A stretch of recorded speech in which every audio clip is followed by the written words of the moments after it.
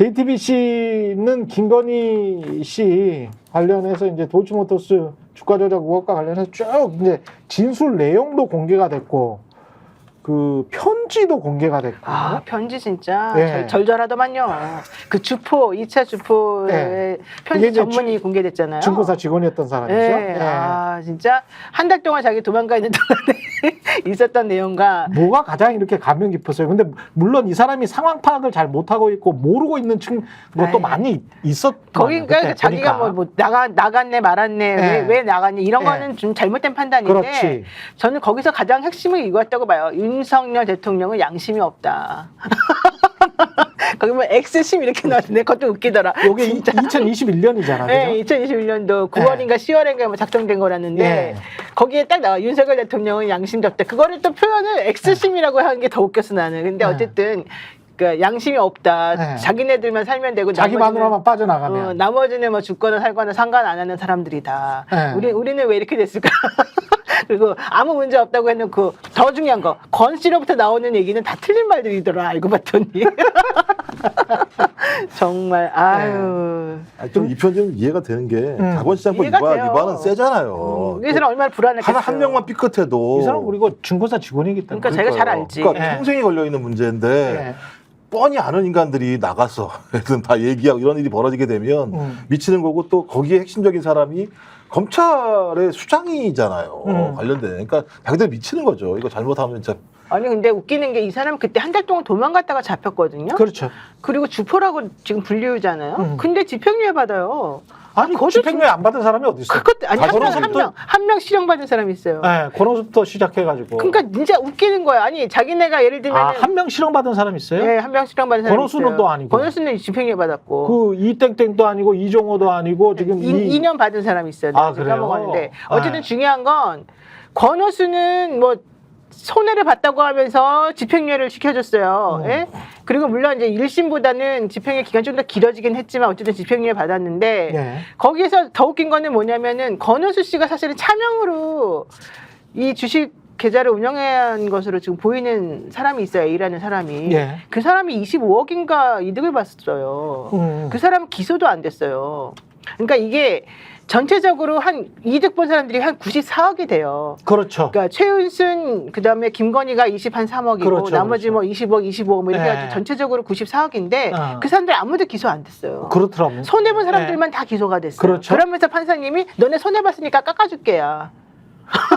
그리고 더 웃긴 거는 권오수 씨가 네. 손해 봤다고 나왔는데 실제 여기 94억이라고 하는 돈을 벌은 이 사람들 중에 20 몇 억 버는 사람이 권오수의 차명 계좌를 운영했다는 사람 의심을 받는 사람이 있어요. 네. 근데 결과적으로 권오수는 자기 이름으로 한 것에서는 손해를 본 것처럼 보이지만 네. 실제는 돈을 벌었다는 거거든요. 그렇죠. 근데 이 사람은 아예 기소도 안 됐어요. 예. 근데 검찰이 거기다 썼을 때 기소장에 썼을 때도 이 사람의 차명 계좌를 운영한 것으로 보인다 이런 말도 다 써놨거든요. 근데 왜 기소를 안 하냐고요. 말이 안 맞는 거잖아요. 그러니까 이런 것들 편지나 이런 것들을 쭉 보면 결국은 김건희가 핵심적으로 연관이 돼 있었다. 우리 이제 초점은 그거니까 그것이 될 수밖에 없으니까 뭐 이 관련된 사람들 다른 사람들 뭐 집행유예 됐고 뭐 이것보다는 김건희가 거의 공범 수준으로 연관이 돼 있었네. 그리고 이 사람들이 다 알고 있었네. 김건희의 연관 사실을 당시에도 2020년, 2021년에도 이거는 확인할 수 있는 거 아닙니까? 그럼요. 예. 제가 볼 때는 오히려 권오수와 김건희가 주포 같은 느낌이 드는 상황이에요. 저는 개인적으로 그렇게 생각해요. 전체 그림을 그리고 아래는 그냥 플레이어들이었던 것 같고 시키는 예, 사람들. 이제 거기에 핵심은 이제 그 윤석열이라고 하는 검찰 권력 뒤에서 결합된. 그러니까 그 편지 글 보면 다 아시잖아요.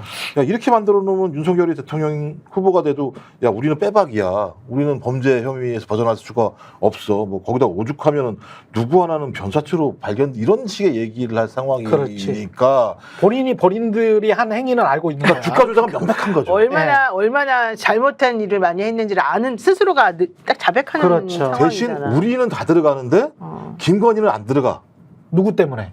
그 윤석열 때문에. 이 얘기를 쓰고 있는 거잖아요. 그러니까 제가 볼 때는 이거는 명백하게 권오수와 김건희라는 두 사람만을 위해 특히 따지고 보면 모든 혜택과 법에서 예외인 존재는 김건희밖에 없는 사건이기 때문에 진짜 특이한 특이한 사건인 거죠.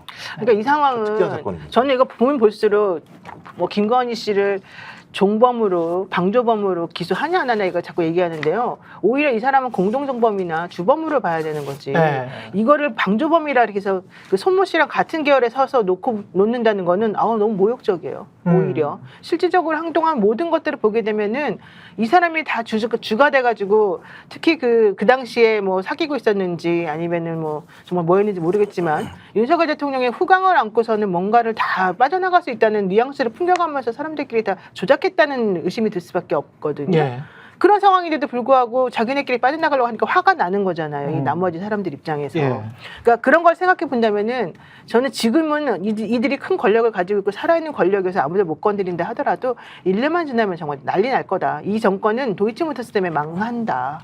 그 그리고 생각이 딱 들어요. 저는 다른 분들은 어떻게 보셨는지 모르겠는데 JTBC가 공개한 검찰 진술서를 뭐 이것만 있는지 어쩐지는 모르겠습니다만은 너무 짧고 뭔가 팔로우 퀘스천 계속 야 그래 말이 안 되는 거 아니야? 뭐 이렇게 다른 방식으로 물어보고 계속 꼬치꼬치 뭐 추궁하고 이러는 게 없이 그러냐? 그래? 이거는 어때? 그냥 그러냐? 응응하고 넘어가고. 그러고 끝나는 것 같다라는 인상을 많이 받았거든요. 김민하 평론가 이게 읽어보니까 어땠습니까? 검찰 진술서. 진술서 그러니까 왜 형식적이지 않아요, 좀?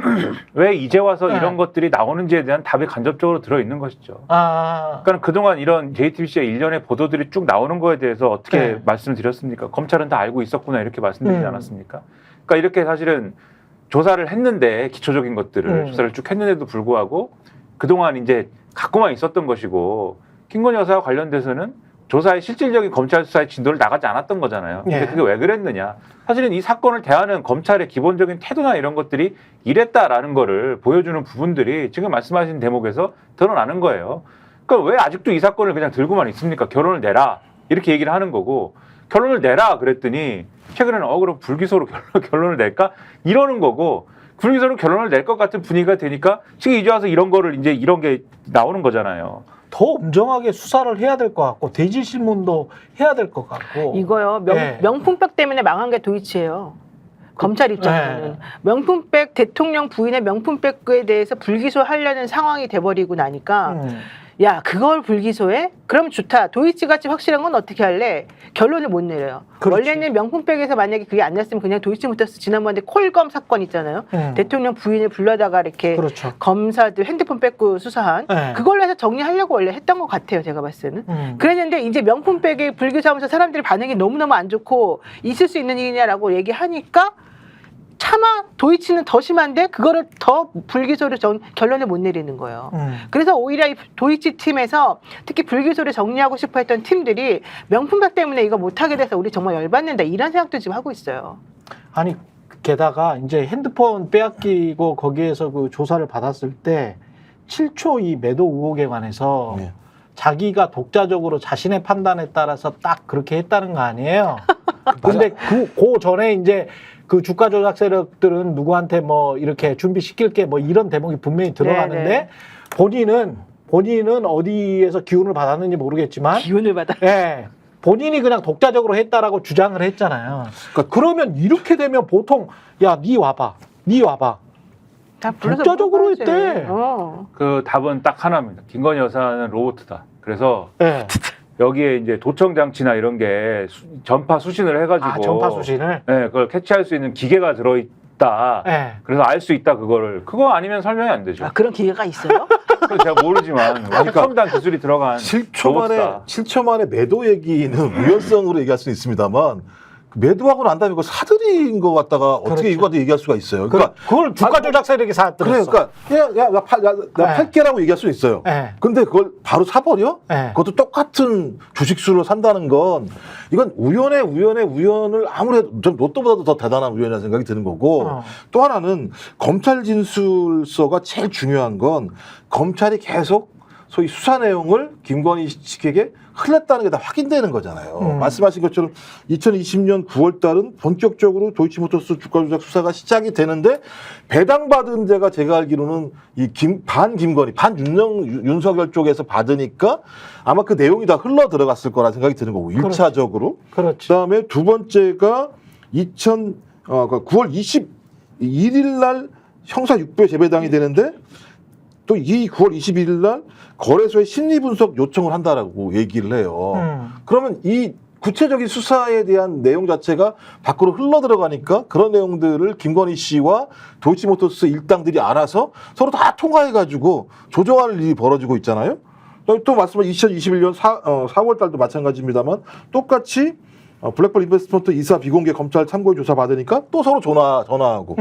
전 그렇다면 말씀하신 것처럼 진짜 2010년, 12년 사이에는 지들끼리 몰래 주가 조작을 했다면 이제 2020년부터 검찰 조사가 벌어지니까 검찰의 조사 내용들을 다 받아가지고 그러니까. 자기들이 또 예를 들면 수사를 갖다 무마하려고 하는 일이 그렇지. 벌어진 거니까 저는 이건 검찰과 공모하고 있다라고 볼 수도 있는 거. 이 정도 상황이라면. 그러면 그 뒷배가 근데 윤석열이라고 볼 수밖에 없는 거야. 당연하죠. 검찰총장 부인이니까 저렇게 예. 하는 거지. 뭐 저걸 달리 설명할 방법이 있습니까? 근데 윤석열 씨는 계속 지금 오늘도 속보 나온 거 보니까 그 거부했대요 또? 네, 거부가. 네. 아니 저는 대통령 거부권 자체가 직권남용이라고 보기 때문에 이제 더 이상 이거를 놔둘 수는 안 되고요. 국민의힘 국회의원 여러분한테 정말 영상 편지하고 싶어요. 국민의힘 의원님들 지금 이 상황이 정상이라고 보십니까? 저는 아니라고 봅니다. 여기에 만약에 당신들이 이번에 제의할 때 익명인데도 불구하고 또다시 거부권 행사에 대해서 지지하는 방식으로 투표를 한다면 여러분들은 정말 국민에게 큰 죄를 짓는 거고요. 지금 돌아가는 판을 보세요. 당신들의 정치 생명을 위해서라도 이제는 결단을 내릴 때가 왔다. 이렇게 보시는 게 맞겠습니다. 부끄럽지도 않습니까? 정치인이 돼가지고. 국민의힘이라고 한 이름으로 대한민국 보수를 책임진다는 당신들의 입장에서 지금 이런 식으로 대통령이 거부권 행사하는 그 모양새를 보고도 여기에 대해서 오케이를 하고 박수를 쳐주겠습니까? 대통령이 거부권을 하는 이 근거가 정확히 뭡니까? 이번에 김건희 특검법에 대해서 거부권 행사하는 이유가 뭔지 여러분이 아세요? 그게 타당하다고 보세요? 대통령이 거부권 이렇게 함부로 계속해서 남용하는 거는요, 예전에 유신 정권 때, 내지는 그 전에 원래 대통령 거부권이라고 하는 이것을 헌법 조항에 집어넣으려고 할 때 대통령이 함부로 자기 권력 때문에 마음대로 거부권 행사하면 국회의원이 뭐가 됩니까? 라고 했던 그 당시의 우려가 그대로 지금 드러나는 거랑 똑같습니다. 예전에 처음에 이 거부권 조항을 집어넣을 때 바로 이 우려가 있었어요. 대통령이 마음대로 거부권 행사하게 되면 어떻게 되느냐. 그랬더니 그때는 야 우리 바쁘니까 그냥 빨리 이거 집어넣고 오케이 시켜서 헌법 통과시키자. 이래가지고 그냥 넘어갔는데요. 그걸 지금 현재 대통령이 그대로 하고 있는 거거든요. 이 우려를. 근데 지금 현재 아무런 근거도 없이 아무런 정말 합리적인 이유도 없이 계속해서 거부권 행사하는 것에 당신들이 박수를 쳐주고 이걸 하게끔 계속 도드리표 순환적으로 반복해서 하게끔 해준다면 당신들 똑같이 지금 죄를 짓는 거거든요. 이거 정말 대통령 직권남용 그 자체라고 저는 생각합니다. 예. 나는 진짜 이거는 수사를 이 상황에서 사람들이 좀 잘 알아야 분노를 하게 되잖아요. 사건을. 근데 생각해보세요. 가령 이재명 대표나 문재인 전 대통령의 부인이 검찰 항소심까지 갔는데 다른 연루자들이 다 그렇게 유죄 판결을 받고 법원에서 항소심 법원까지도 야 이건 통정매매야. 그리고 네 계좌가 한 42개나 활용이 됐어. 근데 그 중에 하나의 사례야, 이게. 통정매매의 사례야. 라고 했는데, 이 사람이 검찰의 황제조사를 받으면서, 아니, 문재인 전 대통령 부인이, 아니, 나는 내가 자발적으로, 독립적으로 하늘의 계시를 받았는지, 그때 마침 딱 그렇게 우연히 하게 됐어. 라고 말을 했어요. 그런데 대통령이 계속 무시하고 그 당의 의원들이 거기에 관해서는 일체 말을 안 해. 말을 안 하고 그냥 이거는 특검은 윤석열 때문에 하는 거야. 에? 윤석열 때문에. 윤석열의 방탄을 위해서 하는 거야. 라고 이야기하면서 계속 무시한다면 어떻게 생각이 들겠어요, 이게. 이게 진짜 정말 말이 안 되는 상황이거든요. 아무리 생각을 해도 최소한 수사는 해봐야 돼. 최소한. 아니 이제 지금 얘기 나오는 예. 거는 검찰이 계속 문댈 거라는 얘기가 나오잖아요. 예. 이 건도. 근데 말씀하시고 생각을 해보세요. 그러니까 황제 조사라고 하더라도 예. 황제 조사를 할 때 김건희가 그 황제 정말. 조사를 하고 있는 검찰들에게 갑자기 어느 날 문득 주식을 팔고 싶어서 그 주식을 팔았어. 그랬더니 검찰이 아 그러시군요. 그걸로 그냥 끝나. 이러고 끝나면 그러니까 우리 헌법에서 얘기하는 특수계급이 거기서 만들어지는 거잖아요. 법적인 예외가 있는 자들, 그다음에 대통령보다 더 높은 자가 될 수도 있는 상황이 벌어지는 일을 검찰 스스로가 용인하고 나와서 지금까지도 찍소리 못하고 기소할지 안 할지 설명도 안 하는 일이 벌어지고 있다면 저는 이건 검찰 내부의 판단 문제가 아니다.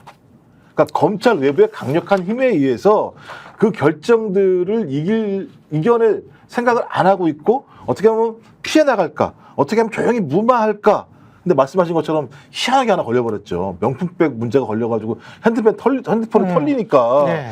꼬이긴 했습니다만 그래도 계속 저는 심우정 신임 검찰총장의 태도를 보면 그냥 대통령의 뜻, 민정수석 자기 잘하는 선배의 뜻에 따라서 그냥 자기가 품고 가겠다는 생각이잖아요. 그럼 제가 볼 땐 공권력이라고 하는 의미가 없는 조직이 돼버리는 거죠. 사조직이 돼버리는 거죠. 저는 그래서 예. 이미 검찰은 사조직화돼 있다.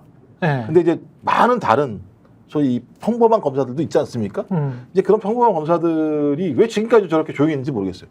다른 데 같으면 난리 났었잖아요. 뭐 연판장 돌리고 내부에서 뭐 2%수가에다 글 올리고 하는데 조용히 있는 거 보면 아 검사들은 오랜 시간 동안 이렇게 정치화됐다라고 하는 것이 명확히 드러나는구나 생각이 들어서 답답해요. 그리고 이게 지금 계속 나오는 어떤 사건들, 이제 확인된 사건들만 놓고 보면 고발 사주 같은 경우도 그렇습니다. 최근에 이제 그 손준성의 고발 사주가 아니고 뉴스타파를 비롯해서 뉴스타파 한겨레 5개 언론사가 미디어오늘까지 했던 그 고발 사주 사건 있잖아요. 지난 주말에 보도가 됐던데 김대남 비서관이 야 그거 내가 한 거야 그러니까요. 라고 했던 그 고발 사주 같은 경우도 아 대통령실이 그 시켰다는 박근혜 거잖아. 때 그때 그 저도 그때 한참 취재를 했었을 텐데 그 작업을 하는 거잖아요. 우파 시민단체들을 동원해가지고 야 너희들이 박성재를 이렇게 고발해. 그러면 우리가 어떻게 고발 대행. 어떻게 할게. 너희들이 집회를 해. 집회하면서 누구를 아주 모욕을 주는 것 이상으로 막 공격을 해. 그러면 우리가 법적으로 쓱 뒤에서 한번 맞춰볼게. 뭐 이런 거지 않습니까? 그러면서 이렇게 사람들을 타격하거나 아니면 사람들을 띄우거나 뭐 이러는 건데 이게 뭐 고려 시대 있잖아요. 무신 정권 때 사병들 있지 않습니까? 호족이 있고 사병이 있거든요. 호족 정치가 난무할 때 사병들이 막 등장을 해가지고 사병들이 막 사람들 찌르고 다니고 막 이러지 않습니까?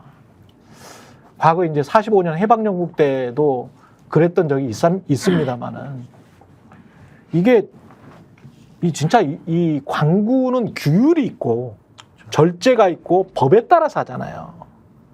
그게 관군이건 검찰이건 뭐건 간에 관료건 간에 아 얘들 사병인가? 호족인가? 정통투성 없이 집권했나? 이 인간들이 민주주의 국가를 운영할 수 있는 어떤 기본적인 자질이 된 놈들인가? 제가 놈자를 붙여서 죄송합니다만은 저는 이 자들은 놈자를 충분히 붙일 수 있다고 봐요. 그걸 또 자랑하면서 말하잖아요. 김대남이. 그러니까. 자랑하면서 야 그거 내가 한 거야 뭐 이러면서. 근데 그걸 사실은 박근혜 때도 했잖아요. 아니 당장 그 강승규 시민사회 수석이 이런 놈들이 다 있어요. 순천 유튜브한테 얘기한 거 있잖아요. 네. MBC 가서 시위하라고 전화 통화로 얘기하는 게 다 녹취가 나왔잖아요. 그러니까 제가 볼 때 사주하고, 그러니까 시위 사주에서 문제 생기면 고발하고, 검찰은 수사하고, 잡아들이고. 아니, 류희린 봐요, 류희린 방심이. 그러니까요. 응? 거기서도 다 자기네 친인척 뭐 아는 사람들 지인들 다 동원해가지고 거기다가 민원 넣으라 그러고 그리고 그걸 이용해가지고 문제화 시켜가지고 또 그거를 공격하고 이게 아주 일상화가 된 패턴이 돼버렸다니까요. 아니 이런 어떻게 데가. 이렇게 될 수가 있지? 그러니까 정말 네. 이해할 수가 없어요. 그리고 아니 생각을 해보면 이게 드루킹 무슨 댓글 사건이랑 보다 훨씬 더 심한 사건이에요. 어떻게 보면. 그럼요. 드루킹은 드루킹이라는 일당들이 네.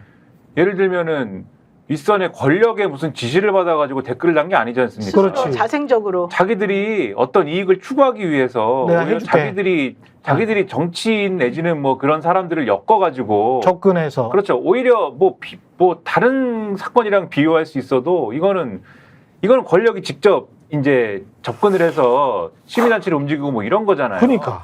이거는 제가 볼 때 그건 질적으로 완전히 다른 것이고 예. 재밌는 거는 보통 이런 일이 벌어지면 권력 집단에서 그 여당이든 정권에서 이걸 뭐 대응을 하기 위한 무슨 설명을 하거나 어떤 움직임이 있어야 되잖아요. 이런 얘기가 나왔지만 그건 사실이 아니다라든지 그런 일은 없었다라든지 뭐 아니면 뭐 오해가 있었다라든지 아니면 대남이가 좀 이상하다라든지 뭐 이런 거 있잖아요. 뭐 걔 옛날부터 이상했어, 좀 네. 정신이. 네. 예. 다른 사람은 안 그래. 다른 사람은 정상이야. 뭐 이렇게라도 말하든지. 네. 그런데 그런 얘기를 하는 사람은 여기에 직접적으로 이 의혹에 연루되어 있는 공천 때문에 연루되어 있는 이철규 의원 하나밖에 없습니다. 이철규 의원만 김대남이 옛날부터 이상했다 이 얘기를 하고 있고 나머지 사람들은 아무 얘기도 안 해요. 늘 그게 원래 그런 거 아니야? 라는 태도인 듯이 비춰질 수 있는 그런 대응만 하고 있는데 저는 그 윤석열 정권의 특징인 것 같아요. 제가 여기서 맨날 우스개로 말씀드린 게 선거나 정치 얘기했더니 대통령이 이 선거 과정에서 패밀리 비즈니스다 이렇게 얘기한 거를 저는 굉장히 징후적이었다 이렇게 생각을 하는 거고 예. 아까 고발 사주에 대해서 말씀하셨지만 그런 이제 박근혜 정권에서도 화이트리스트와 뭐 그런 움직임이 있었지만 또 고발 사주라는 단어를 썼기 때문에 윤석열 대통령의 검찰총장 시절에 고발 사주 한 거 아니에요? 근데 그것도 그러니까 이 모든 얘기를 다 엮어 생각을 해보면은 검찰총장이던 시절에 검찰총장으로서 있을 때 그 검찰 집단이 다 뭘 한 거예요. 사실 그때 당시에 예. 검찰은 그런 일을 하라고 있는 데가 아닌데 검찰이 어떠한 하나의 뭔지 모르겠어요. 당인지 아니면 뭐 양산박인지 뭔지 모르겠으나 하나의 세력으로 그때부터 계속 움직였던 거 아닙니까? 그래서 채널A 사건이 막 검언유착 막 이렇게 되니까 이거 뒤엎으려고 고발 사주를 통해서 이게 총선에 영향을 미치는 어떤 사건으로 만들어가지고 이걸 엎어치기 하려고 했던 거고 그래서 이제 고발 사주를 사건으로 만들었던 거고 그 당시에 그리고 도이치모터 사건이나 이런 것들 그다음에 윤석열 대통령의 장모 사건이나 이런 것들이 막 이슈가 되니까 그 모여가지고 검사들이 야 이거 어떻게 방어해야 되지 문건 쓴 거 아니냐 이런 의심을 갖게 만들고 그래서 실제 장모 문건은 나왔죠. 도이치모터스 주가 조작 사건에 대해서 왜 검사들이 이거에 대해서 이렇게 솜방망이로 했느냐고 말씀하셨지만 언제부터 솜방망이로 한 거냐? 생각해보면 윤석열 대통령이 검찰총장 시절부터 솜방망이로 한 거잖아요. 그렇게 하니까는 추미애 장관이 그 당시에 윤석열 검찰총장은 하지마 라고 끊으면서부터 밑에서 난리가 나기 시작한 거 아닙니까? 김건희 여사가 전화를 하기 시작하고 이종호 씨한테 대응이 시작된 거 아니에요. 그런 걸 볼 때 이거는 박근혜 정권에서 했던 화이트리스트 대응이나 이런 거하고는 또 다른 질적인 또 다른 새로운 어떤 윤석열 스타일의 또 하나의 어떤 일탈이랄까? 또 하나의 이상한 어떤 권력의 어떤 일탈 이런 것들이 보이는 그런 사건이 아닐까가 의심된다. 이런 마음이 든다는 겁니다. MBC 박성재 사장 고발하거나 뭐 이런 것뿐만이 아니고 KBS 장악하는 과정에서도 그 유튜버들이 쫙 그 KBS를 둘러싸서 조기 같은 거 그다음에 뭐 조문 뭐 공산당 박멸 조화 예, 이렇게. 조화 윤석열 화이팅 뭐 이렇게 쫙 써놨었잖아요. 그러면서 말도 안 되는 소리를 그때 했었는데 그때 사회적 분위기가 한두 달 동안 KBS 망하게 하려고 하는 그런 분위기가 쭉 조성이 됐었고 그게 사실상 그런 사람들이 목소리가 아주 큰 유튜버들이 와가지고 집회라고 한다고 그 앞에서 두 달 동안 장사진을 치면서 그 고래고래 소리를 질렀거든요. 제가 그때 KBS 나가고 있었었는데 라디오 정문 우리가 맨날 다니던 그 친구가 정문으로 신관 아예 쪽으로 못 못 들어갔어요. 그래서 뒤로 이렇게 도망 다니듯이 해가지고 숨어가지고 그 본관에 막 연락해가지고 들어가고 맨날 그랬었어요. 이걸 생각해 보면 사실상의 폭력인데 폭력만 동원하지 않았지 이승만 때 이기붕 뭐 이렇게 할 때 맞아요. 이화수 뭐 이런 애들 있지 않습니까? 종로파, 동대문파 이런 사람들 동원해가지고 정치 깡패들 동원해서 사람들 입 막고 야권 인사들 막 주먹으로 패버리고 그리고 사적 린치 가하고 그게 사병이잖아요. 그 삼식이 삼촌 보세요. 거기 네. 딱 정확히 나와요. 그렇지. 삼식이 삼촌이라고 드라마 여러분 한번 보세요. 꼭 거기 보면은 완전히 너무 잘 퇴행했어. 송강호가 하는. 네, 완전히 퇴행했는데 거의 비슷한 느낌을 가져요. 박근혜 때보다 아유 더 박근혜 심해. 때보다 더하네. 박근혜 때는 그래도 네. 순진했다고 나는 생각했기 그렇지. 때문에. 진짜 일상적 테러가 그쵸? 벌어진다고 볼 수 있는 거예요. 그냥 일상적으로 맞아요. 테러를 하는 테러가 거야. 벌어지고 있는 거여서 네. 공포심을 갖게 되는 그렇지. 거죠. 공포심을 갖으니까 네. 말을 안 하게 되는 것이고 그렇죠. 말을 안 하게 되니까 사회에서 공론이 안 만들어지게 되고 예. 공론이 안 만들어지니까 국민은 또 실망하는 거죠. 예. 신뢰 정치적인 정당에 대한 불신이 쌓이게 되고 그럼 이제 그때부터 지들끼리 마음대로 할 수 있다고 생각한 건데 우리 국민을 제가 되게 낮게 본 거죠. 제가 또 앞으로는 아마 서서히 일단 오늘 리얼미터 보니까는 25%까지 떨어져 버렸거든요. 리얼미터가 25%면은 최저치로 떨어졌기 다른 데서 하면 때문에 10%대예요. 정당 격차는 거의 10몇 프로 차이가 났어요. 지금 최초로. 그래서 이런 자체가 소위 말씀하신 국민들의 분노 지점 자체가 강력하게 지금 권력과 맞서서 지지율을 하방시키는 국면에 있기 때문에 예. 아마 저희가 이제 진짜 듣도 보지 못한 윤석열 정권을 겪었습니다만 윤석열 대통령은 듣도 보지 못한 악몽 같은 시간을 앞으로 보내게 될 거예요. TV의 정치권색. 예. 다시 제가 말씀드리죠. 예. 구독, 좋아요, 사랑입니다. 예.